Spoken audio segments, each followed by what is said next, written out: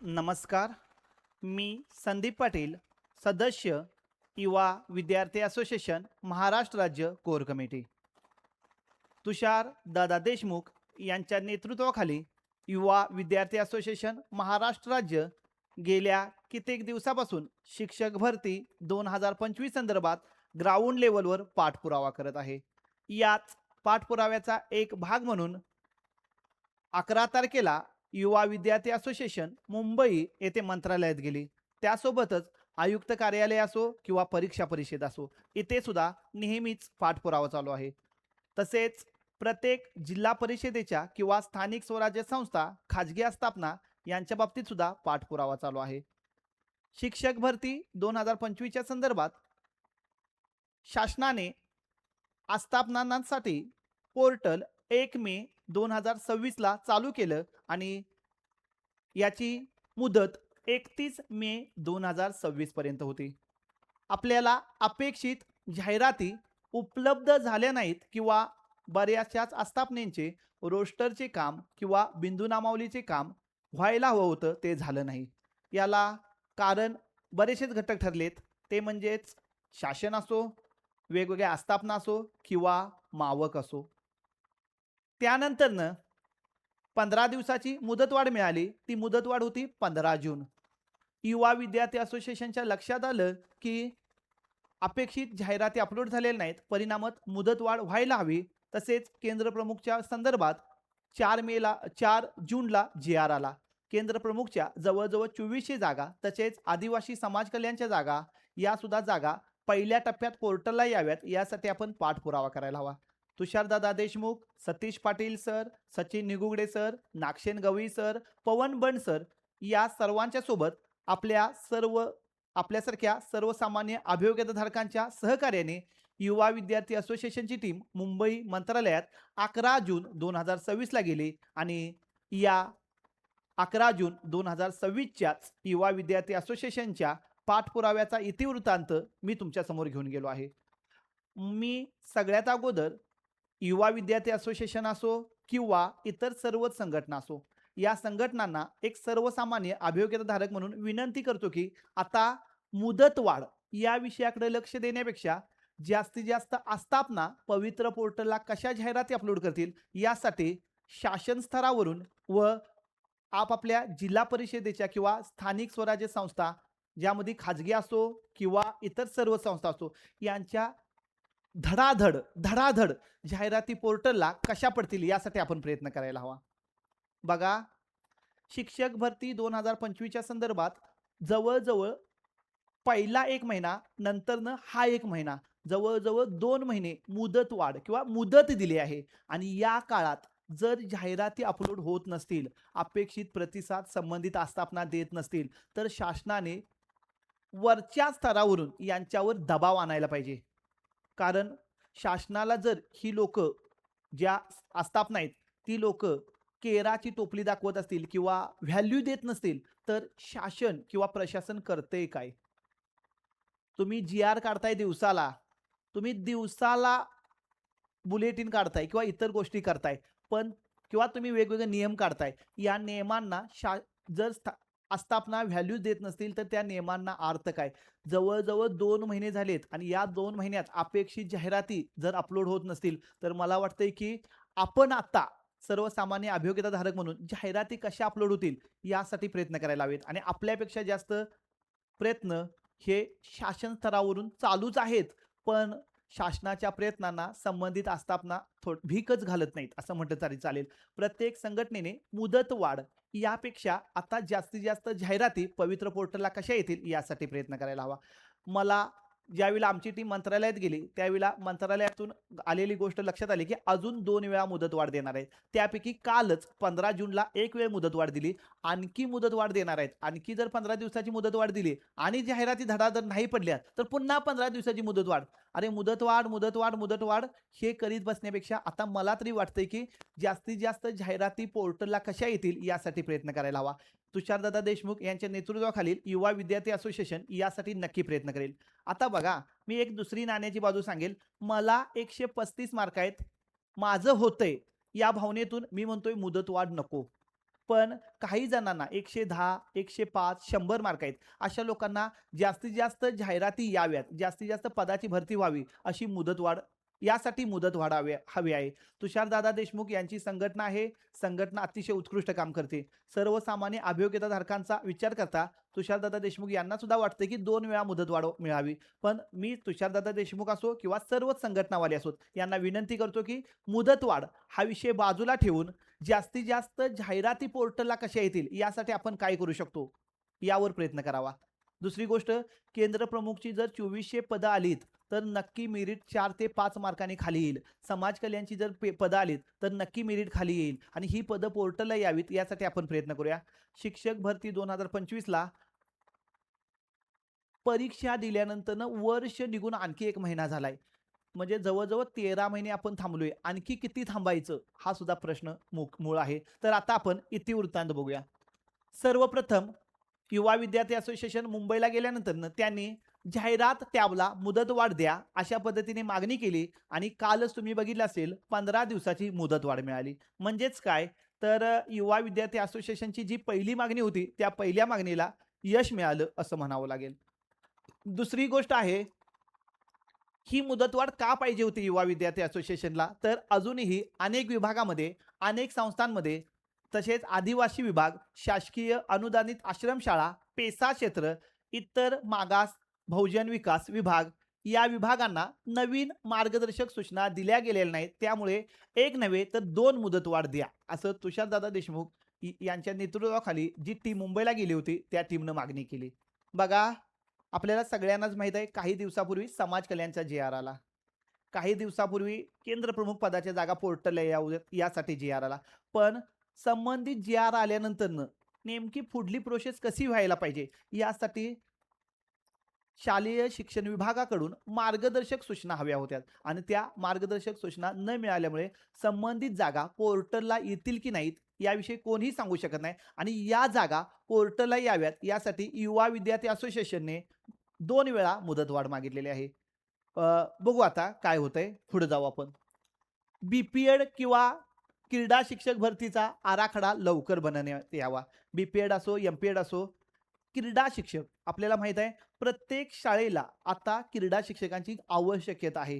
कारण मुलं मोबाईलमध्ये गुंतलेले असतात आणि मुलांना जर मोबाईलमधून बाहेर काढायचं असेल तर क्रीडा शिक्षक खूप महत्त्वाचा आहे. पण शासन क्रीडा शिक्षकांच्या बाबतीत म्हणावं तेवढं पॉझिटिव्ह नाही असं म्हटलं तरी चालेल. केंद्र स्तरावर क्रीडा शिक्षकांची भरती व्हायलाच पाहिजे या मताचा मी आहे. पण शासन त्यावर कार्यवाही करत नाही आणि ही कार्यवाही करावी आणि केंद्रस्तरीय किंवा क्रीडा शिक्षकांच्या बाबतीत जो काही शिक्षक भरतीचा आराखडा आहे तो लवकरात लवकर जाहीर करून शिक्षक भरतीच्या पहिल्या टप्प्यातच क्रीडा शिक्षकांना स्थान देण्यात यावं. ही सुद्धा मागणी युवा विद्यार्थी असोसिएशनने मुंबई येथे मंत्रालयात केली. तिसरा विषय होता, अनेक आस्थापनांच्या जाहिराती तयार झालेल्या आहेत, मावकडून काम झालेलं आहे, सगळं काम झालेलं आहे, पण जाहिराती पोर्टलला अपलोड करत नाहीत. अशा आस्थापनांना तुषार देशमुख सर किंवा युवा विद्यार्थी असोसिएशनच्या बाबतीत तंबी द्या, तंबी द्या असा शब्द प्रयोग केलाय. म्हणजेच कडक आदेश द्या, त्याशिवाय या लोकांच्या जाहिराती पोर्टलला येणार नाहीत. त्यासोबत अतिशय महत्त्वाचा मुद्दा एक आहे, अध्यापक विद्यालय असो किंवा उच्च माध्यमिक विभाग असो यांची रिक्त पदे उपलब्ध आहेत. परंतु त्यासाठी युवा विद्यार्थी असोसिएशनच्या वतीने प्रत्येक ठिकाणी निवेदन मोहीम केली होती. पण अपेक्षित मार्गदर्शक सूचना न मिळाल्यामुळे या सुद्धा जागा पवित्र पोर्टलला येतील की नाही या बाबतीत थोडंसं वेगळं वातावरण आहे आणि या जागा पोर्टलला याव्यात यासाठी सुद्धा मुंबई मंत्रालय येथे शिक्षण मंत्री दादाजी भुसे सर असोत किंवा राज्य शिक्षण मंत्री पंकजी भोयरजी सर असोत यांच्याकडे युवा विद्यार्थी असोसिएशननं निवेदनाद्वारे मागणी केली आणि योग्य त्या अधिकारी वर्गाची चर्चा सुद्धा केली. आता चर्चा कुणाकुणाशी केली हे सुद्धा दिलेलं आहे. तर ही चर्चा अवर सचिव शरद माकणे सर, उपसचिव, कक्षाधिकारी यांच्याकडे मागणी केली, यांच्याकडे चर्चा केली. तसेच केंद्र प्रमुख पदाची 2400 जी पदं आहेत ती सुद्धा याच शिक्षक भरतीमध्ये पहिल्या टप्प्यात यावीत यासाठी सुद्धा युवा विद्यार्थी असोसिएशननं मागणं केली. कारण दुसरा टप्पा होईल की नाही हे कोणीही सांगू शकत नाही आणि पहिला टप्पा जास्तीत जास्त पदाचा झाला तर मेरिट नक्की खाली येईल.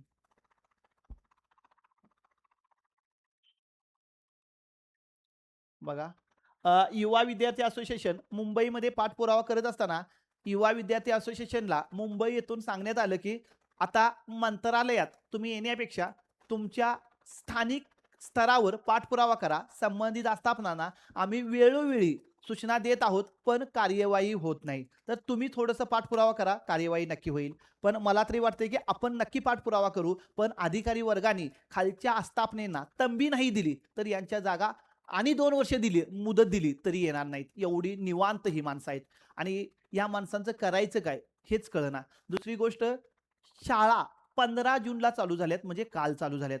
शाळेंना जर शिक्षकच नसतील तर पालक मुलं का पाठवतील?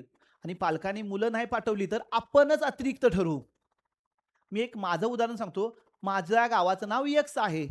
माझ्या गावात 1ली ते 4थीचा वर्ग आहे आणि एकच शिक्षक आहे. मी काय विचार करील? एक शिक्षक 1ली ते 4थीच्या मुलांना काय शिकवेल? त्याची इतर कागद असतात, कामं असतात. जसं की पोषण आहार लिहा, जनगणना करा, कुत्री मोजा, अशी वेगवेगळी कामं सुद्धा या लोकांना असतात. मग हा एक शिक्षक मुलांना शिकवील का इतर कामं करील? आणि ही गोष्ट माझ्या ज्यावेळेला डोक्यात येईल, त्यावेळेला मी विचार करेल की माझ्या मुलाचं नुकसान नको. भले ₹4 माझं गेलं तरी चालेल, मी माझ्या मुलाला इंग्लिश मीडियमला घालू.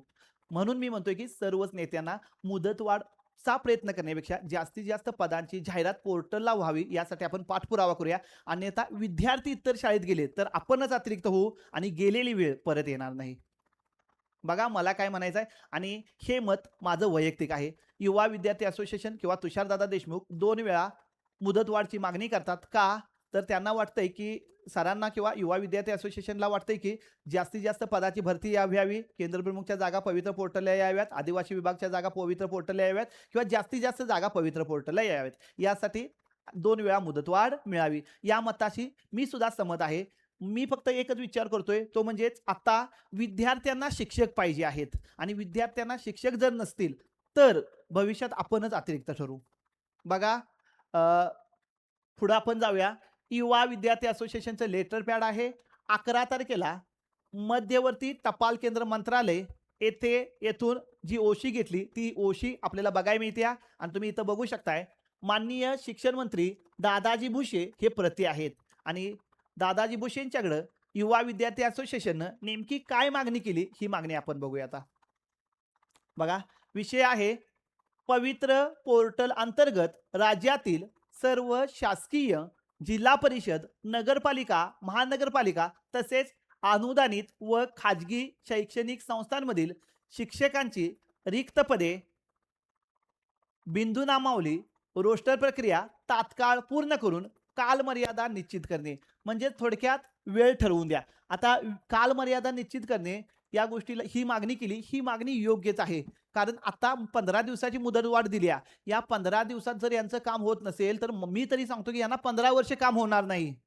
त्यामुळं आता मुदतवाढच्या मागे लागण्यापेक्षा मला वाटतं की सर्वच संघटनांनी जास्तीत जास्त जाहिराती पोर्टलला कशा अपलोड होतील आणि यासाठी शासन स्तरावरून वरून यांना तंबी कशी देता येईल याचा प्रयत्न करायला पाहिजे. त्यासोबतच स्वतःची जिल्हा परिषद जर असेल तर जिल्हा परिषद अध्यक्ष, शिक्षण सभापती किंवा स्थायी सभापती यांना घेऊन संबंधित शिक्षण अधिकाऱ्यांना भेटणं किंवा मुख्य कार्यकारी अधिकाऱ्यांना भेटणं आणि आपल्या जाहिराती पवित्र पोर्टल अपलोड झाल्या पाहिजेत यासाठी विनंती करणं, एवढंच मला वाटतं. संच मान्यता व आकृतीबंध पूर्ण करणे, जाहिरात टॅबला आवश्यक मुदतवाढ देणे, तसेच संपूर्ण राज्यातील भरती प्रक्रिया वेळबद्ध म्हणजेच रोडमॅप व पारदर्शक व नियोजन पद्धतीने राबवणे. माननीय शिक्षण मंत्री दादाजी भुसे यांना हे निवेदन दिलेलं आहे. वेगवेगळ्या प्रकारची वेगवेगळी निवेदनं देण्यात आलेली आहेत.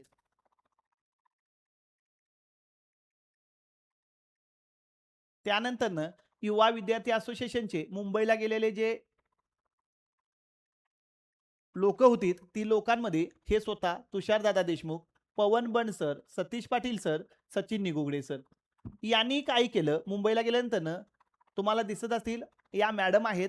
या मॅडमनी पेसा क्षेत्राच्या संदर्भात, मॅडमांचं नाव आहे नम्रता चव्हाण मॅडम, पेसा क्षेत्राच्या संबंधित किंवा पेसाच्या जागा पवित्र पोर्टलला याव्यात यासाठी युवा विद्यार्थी असोसिएशनच्या निवेदनांचा विचार करून, मागणीचा विचार करून बघा मुख्यमंत्री यांच्याकडे वारंवार त्रुटी पूर्ण करून फाईल प्रस्ताव दाखल केला आणि युवा विद्यार्थी असोसिएशनच्या जी मागणी होती, जी 2 वर्षापासूनची होती, 2022 पासूनची होती, की पेसा क्षेत्रातील जागा पवित्र पोर्टलला याव्यात. या मागणीला जर यश मिळालं असेल, तर यशामागे या मॅडमांचा म्हणजेच नम्रता चव्हाण मॅडमांचा खूप मोठा हात आहे. त्यासोबतच त्याच दिवशीच कक्ष अधिकारी वामन सर यांना सुद्धा ते भेटलेत आणि या सर्वांनीच आपल्याला सपोर्ट केला. त्याबद्दल युवा विद्यार्थी असोसिएशनच्या वतीने नम्रता चव्हाण मॅडम असो किंवा वामन सर असो यांचे आभार मानलेत आणि यांच्या ऋणात राहणे पसंत केले. थोडक्यात काय तर युवा विद्यार्थी असोसिएशन जी तुषारदादा देशमुख यांच्या नेतृत्वाखाली काम करते, यांनी मुंबईमध्ये पाठपुरावा करत असताना शिक्षक भरती 2025 ची जी कार्यवाही आहे ती वेळेत पूर्ण व्हायला पाहिजे आणि जास्तीत जास्त पदांची भरती व्हायला पाहिजे. या संदर्भात योग्य त्या व्यक्तींची भेट घेतलेली आहे आणि मला खात्री आहे जास्तीत जास्त पदांची नक्की भरती होईल. फक्त आपण आपल्या पद्धतीने प्रयत्न करूया. आजचा व्हिडिओ कसा वाटला नक्की कळवा. धन्यवाद.